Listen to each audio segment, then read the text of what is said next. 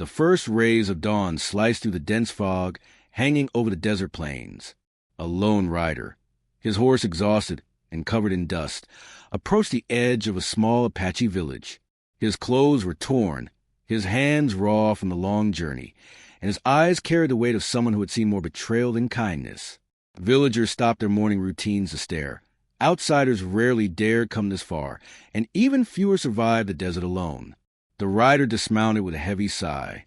"I'm looking for shelter," he said, voice hoarse but steady. The village fell silent. Every eye turned toward the central figure, who emerged from the shadows of a large adobe house. The Apache chief.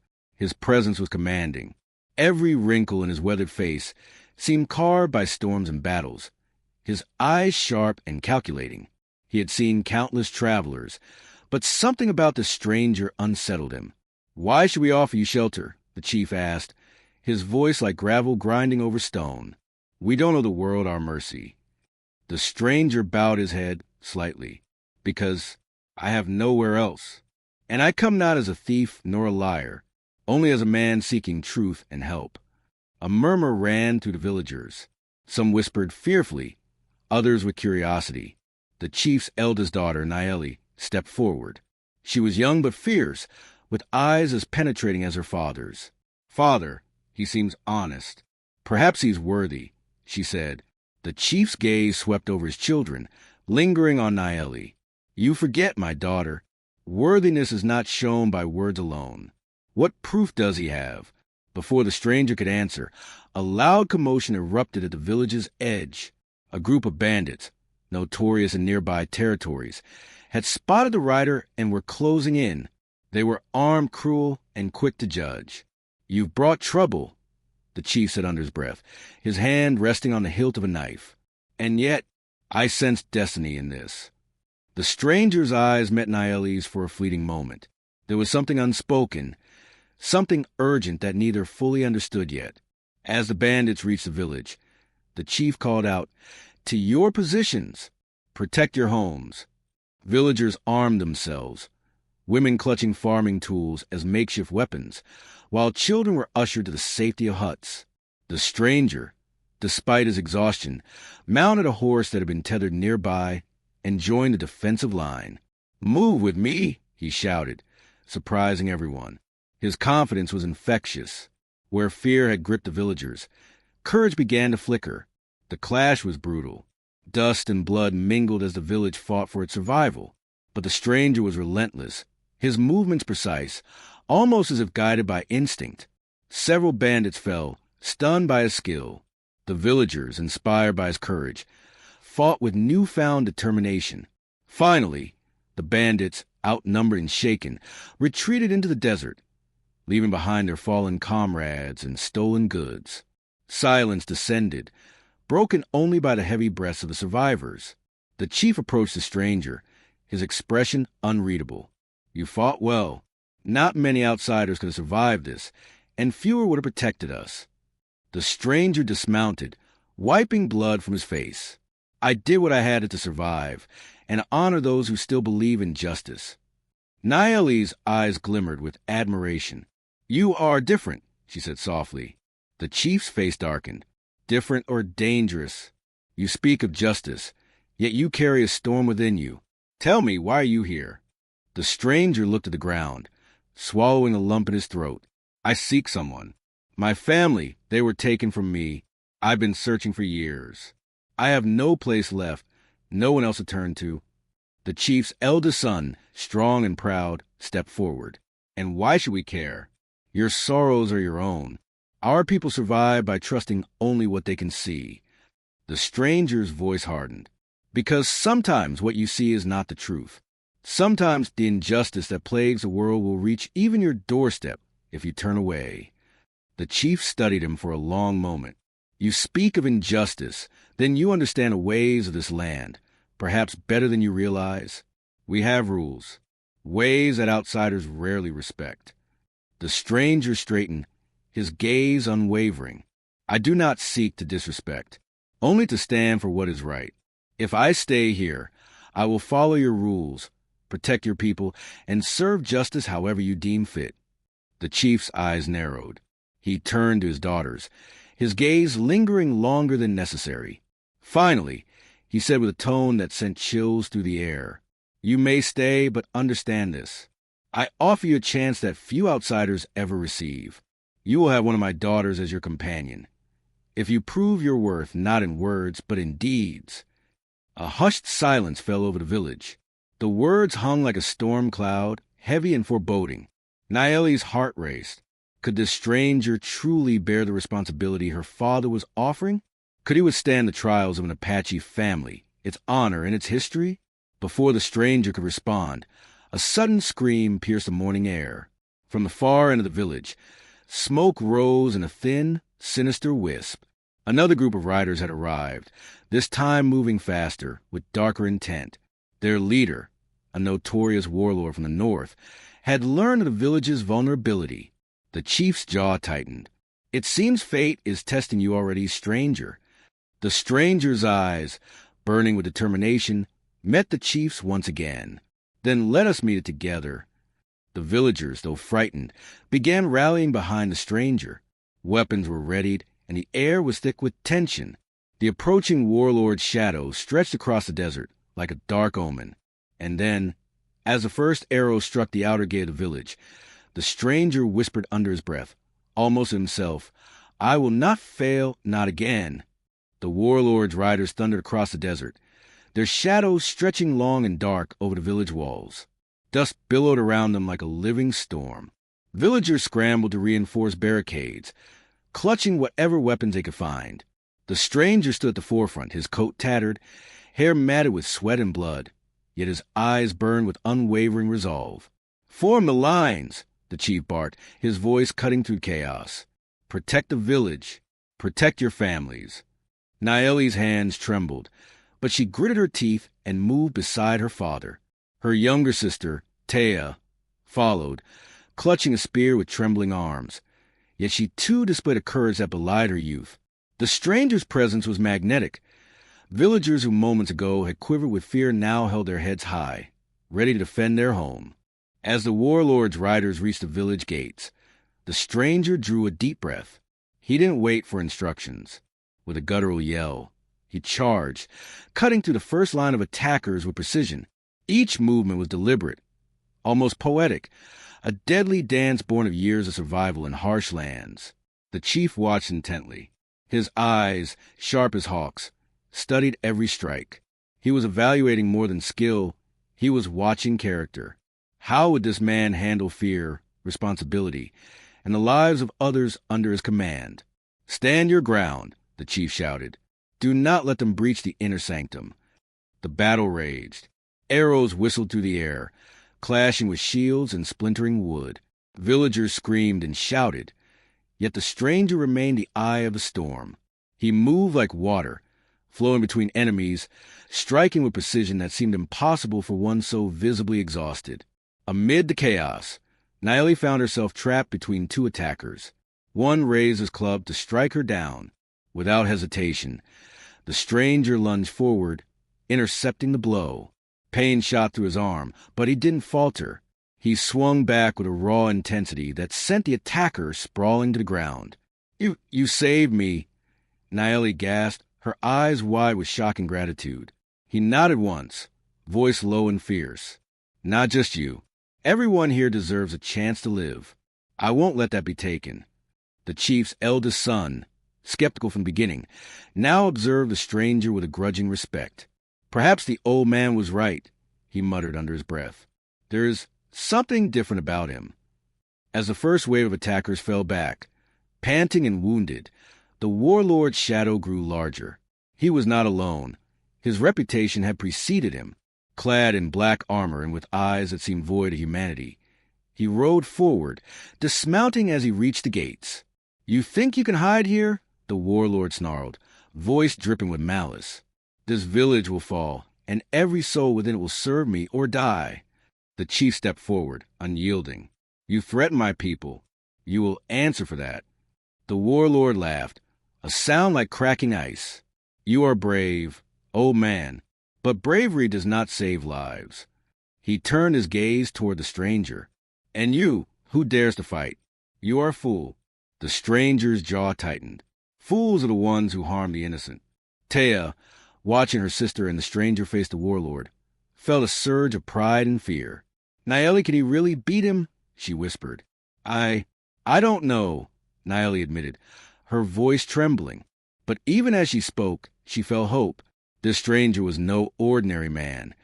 He carried a fire that could ignite courage in even the most fearful heart. The warlord charged. The stranger met him head-on, their weapons clashing with the force of thunder. Sparks flew, and the ground trembled beneath the weight of their battle. Villagers watched in awe as the stranger blocked blow after blow, countering each attack with skill and intelligence, never relying solely on strength. The chief's eyes softened.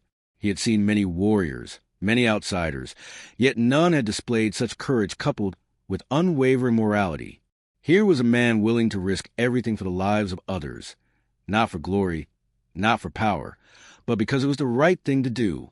Suddenly, the stranger faltered. The warlord's strike was vicious, nearly knocking him off balance. He stumbled, pain flaring across his side, and the warlord pressed the advantage. Nayeli's heart leapt into her throat. "No!" she screamed, gripping the spear tightly. She wanted to rush to him, but the chief's hand on her shoulder held her back. "Wait," he commanded. "Watch him. This is his test." The stranger, his vision blurred with pain, remembered the faces of the villagers he had sworn to protect. The children, the elderly, the women and men who had welcomed him despite being strangers. Drawing on an inner strength he didn't know he still possessed, he gritted his teeth and pushed through the pain. With a sudden burst, he pivoted, disarming the warlord and sending his sword skittering across the dirt. The villagers gasped. For the first time, the warlord's confidence faltered. "You impossible!" the warlord hissed, rage boiling over. The stranger's eyes met the chief's. There was no arrogance, only a deep, steady resolve. "Your tyranny ends here, not just for them, but for every innocent soul you've ever harmed." The warlord lunged one last time, but the stranger sidestepped, using the man's momentum against him. With a precise strike, he incapacitated the warlord without delivering a fatal blow. The attackers fled, their morale shattered. Silence fell over the village. Dust settled, broken weapons lay scattered, and the villagers stared in disbelief. The stranger, breathing heavily, leaned against his sword. His body ached, but his spirit burned brighter than ever. The chief stepped forward, his gaze piercing yet proud. "You have proven your courage, your skill, and your heart. But courage alone is not enough. To be worthy of my trust and of my daughter, you must endure what comes next." Nayeli's eyes widened. What do you mean?" The chief's expression darkened. "There are trials in this village, ancient trials that test loyalty, integrity, and the strength of one's spirit. Only those who succeed can earn the honor of being part of this family and the future of this people." The stranger straightened, the pain in his body momentarily forgotten. "I will face any trial. I will not fail." The chief nodded. "Then prepare yourself. Tomorrow at dawn, your first trial begins." The villagers whispered among themselves, awestruck by the stranger's bravery. Nayeli approached him, her eyes shining with admiration and worry. Do you think you can survive what comes next?" she asked softly. He looked at her, a faint smile breaking through the exhaustion. "I've survived the desert, the bandits, and the warlord. Whatever comes next, I will survive. For them and for you." The camera of fate seemed to pause, the desert wind stilling as the sun dipped below the horizon. But even in the quiet, a shadow lingered, a hint of danger yet to come. As night fell, the stranger stood alone outside the village walls, staring at the stars. "I have fought the battles I can see," he whispered to himself. "Now I must prepare for the battle I cannot yet imagine." The first light of dawn painted the village in shades of gold and crimson. The stranger, his body still aching from the previous day's battle, stood at the edge of the ceremonial grounds. The village had cleared a wide space, its center marked by a large stone altar etched with ancient symbols. The chief approached, his expression unreadable, as it weighed the stranger's very soul. "The first trial is not of strength nor skill, but of spirit," he said. "It is designed to reveal truth, honor, and humility. Those who fail are not fit to be part of this family. Naeli watched from the sidelines, her heart thundering.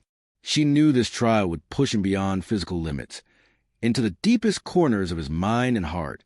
Taya clutched her hands nervously, sensing the gravity of the moment. The chief's eldest son stepped forward, arms crossed. "Do not be fooled," he warned. "Many men have faced these trials. Few have emerged without shame. The spirit cannot be faked, no matter how brave one appears in battle." The stranger inhaled sharply, feeling a mixture of fear and determination. "I understand," he said. "I will not fail. Not for me, not for this village, and not for the trust you have shown me." The chief's eyes softened slightly, though the edge of command remained. "Then begin." A hush fell over the village as the first challenge was revealed. A long, narrow path suspended over a chasm of jagged rocks. Along the path were hanging mirrors, each reflecting a distorted image of the stranger's face, revealing his fears, his regrets, and his failures. "Walk the path," the chief instructed. "Each reflection will show what you fear most. Only by confronting it and moving forward can you succeed." The stranger stepped onto the path. The boards creaked under his weight. As he advanced, the first mirror came into view. In its reflection, he saw his past, the faces of his lost family, their eyes filled with pain and accusation. A lump formed in his throat. "You failed them." A voice seemed to whisper from the mirror. "You abandoned them. You were too weak." The stranger's hands shook, but he clenched them into fists. "I did what I could," he muttered, voice barely audible. "I will honor them now. I will not fail anyone else." He moved forward, each step heavier than the last. The second mirror reflected his deepest fears, his own inadequacy, the possibility that he would never belong anywhere, that he would always be an outsider. The wind howled around him, as if mocking his hesitation. "You are not one of them," the reflection hissed. "You do not deserve their trust." Tears stung his eyes, but he swallowed them. "I may be an outsider," he admitted aloud, "but my actions define me more than my past. I will stand for what is right, even when I am afraid." As he continued, the mirrors grew darker, revealing visions of betrayal, heartbreak, and loss. Villagers watched in silence, some turning away, unable to witness the stranger's pain. Naeli's heart ached for him, and yet she felt a growing admiration. This man was more than brave. He was relentless in facing the darkness within himself. At the path's end, the final mirror loomed. Its reflection was not a fear, but a choice. The stranger saw himself standing over the village, victorious but alone, or kneeling beside those he had sworn to protect, united in strength and honor. The stranger paused, his chest heaving. "I choose together," he whispered. "I choose unity, loyalty, and protection for those who cannot defend themselves." The mirror shattered, as if acknowledging his decision. The board beneath his feet solidified, and the chasm seemed to recede. He had passed the trial, not through strength, not through cunning, but through courage, humility, and truth. The chief stepped forward, a rare smile breaking through his stoic demeanor. "You have faced yourself, and you have chosen rightly. Your spirit is strong, but the trials are far from over. Strength of heart must be matched by wisdom, patience, and sacrifice." The second trial was revealed, a series of challenges testing trust, empathy, and integrity. The stranger was tasked with guiding blindfolded villagers across dangerous terrain, relying not on sight, but on communication, patience, and faith. At first he stumbled. Fear and hesitation crept into his mind. "What if I fail?" he muttered to himself. "What if someone is hurt?" Naeli, standing close, whispered encouragingly, "Listen to them. Trust them as much as you want them to trust you." The stranger nodded. Slowly, carefully, he guided each villager. He listened to their voices, their hesitations, their fears. When one nearly stepped into a pit, he reacted instinctively, saving them without panic. Another faltered, doubt clouding their mind, and he spoke words of calm reassurance, grounding them. Hour after hour passed. Sweat poured, muscles ached, but the stranger pressed on. With each success, he felt not just pride, but a deep connection to the villagers. He realized that leadership was not about dominance or skill. It was about heart, empathy, and responsibility. By nightfall, the second trial was complete. Every villager was safe, every obstacle overcome. The chief's eldest son approached, nodding slightly. "You have done well," he said. "Perhaps the old man was right. Perhaps you are worthy." The stranger, exhausted but resolute, looked at Naeli and Taya. Their eyes shone with admiration, but also a question. Could he withstand the final trial? The chief stepped forward, voice firm. "The final trial is a trial of sacrifice. You will be tested not just in courage, not just in spirit, but in your willingness to give everything for the people you now serve. Fail, and you may never be trusted. Succeed, and you will earn what few outsiders have ever earned." A hush fell.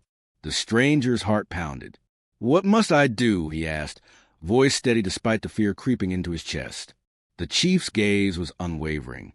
"At dawn, you will face a choice that will challenge everything you believe, everything you hold dear, and everything you have fought for. The path you take will define you." The stranger swallowed hard, realizing the weight of what was coming. He had faced bandits, warlords, and the shadows of his own past. But this trial would demand his very soul. As the village slept, the stranger sat by the ceremonial grounds, staring at the stars. He whispered to himself, "I have survived everything else. I will survive this too. For them, for her, for everyone who depends on me." The first light of dawn was faint, the desert air cool but tense, as the stranger stood at the ceremonial grounds. He had endured battles, faced his own fears, and guided those who had once feared him. Yet now, the final trial awaited. The trial of sacrifice, the one that would determine if he could truly earn the chief's trust and the right to be part of his family. The chief stepped forward, his eyes piercing. "This trial is simple in its appearance, but impossible in its demand. Someone you care for will be threatened. You must choose your own safety or theirs. One wrong choice, and you'll fail everything you have fought for." Naeli and Taya stood behind the stranger, tense but resolute. Naeli's hand brushed against his arm. "Be brave. Your heart has led you this far," she whispered. From the shadows of the village, a figure emerged, a bandit from the previous battle, now captured by the chief but still alive, eyes filled with venom. He held a crude weapon, threatening a child who had wandered too close. The villagers gasped, hearts in their throats. "Save yourself, and the child dies," the bandit sneered. "Save the child, and you may die." The stranger's heart raced. Every instinct screamed at him to protect those around him. He glanced at Naeli, whose eyes reflected trust and hope. At that moment, he understood the essence of the trial. Not fear, not strength, but selflessness. Stepping forward, he faced the bandit with unwavering resolve. "If you harm anyone, it will be the last mistake you ever make," he said, voice steady despite the fear in his chest. The bandit lunged, weapon raised. The stranger dodged, countered, and disarmed him in a fluid, practiced motion. Every move was deliberate, precise, driven by purpose rather than anger. The bandit fell to the ground, defeated, but alive. The chief watched silently, eyes narrowing, as the stranger then turned the child and lifted them into his arms. "You are safe," he whispered. "No one will harm you while I stand here." The villagers erupted in whispered awe and relief. Naeli ran forward, placing a hand on the stranger's shoulder. You did it. You saved them all." The chief's voice, calm but thunderous, broke through the murmurs. "You have passed the trial of sacrifice. You have shown courage, integrity, and a heart strong enough to protect those who cannot protect themselves. You have proven yourself worthy of this family, of this village, and of the trust one offer." For the first time, a smile graced the chief's face. Not a smile of kindness alone, but of respect, recognition, and acceptance. "And as for my daughters," he continued, turning to Naeli and Taya, "you may choose your companion, for he has earned the right to stand beside you in all things." Naeli's eyes met the stranger's. In them were gratitude, admiration, and a quiet, unspoken bond that had been forged through trials, fear, and courage. "I choose him," she said simply, her voice carrying the weight of certainty. The chief nodded solemnly. "Then it is so." The villagers, once hesitant and fearful of the stranger, now surrounded him with respect and gratitude. Children ran to his side. Elders bowed in reverence, and the young men who had doubted him now clapped his back, acknowledging his bravery. The stranger, exhausted yet radiant with pride, turned to Naeli. I don't know what to say, he admitted. You trusted me, even when I was an outsider, even when I could have failed. Naeli smiled softly. Actions speak louder than words. You have shown who you are. That is enough. The chief placed a hand on the stranger's shoulder. Remember this day. Remember that true strength lies not in violence alone, but in courage, honor, and selflessness. Protect this village as you have promised, and you will be respected for generations to come. As the sun climbed higher, casting golden light over the village, the stranger felt a deep sense of peace he had never known. He had found a place to belong, a people who trusted him, and a purpose worth every hardship he had endured. But the story did not end with victory alone. Days later, the stranger helped the villagers rebuild defenses, strengthen their bonds, and prepare for future challenges.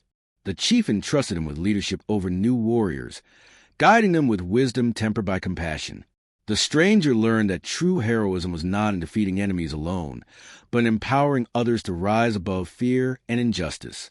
One evening, as the desert wind whispered through the village, Naeli and the stranger stood side by side, watching the horizon. You've changed everything, she said quietly. He turned to her, eyes reflecting the setting sun. No, he replied.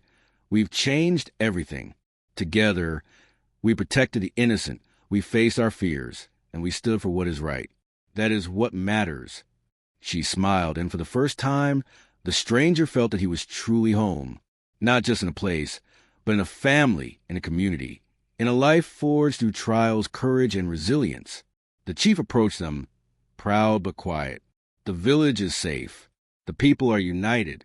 You have proven that even outsiders, when guided by integrity and bravery, can change the course of history.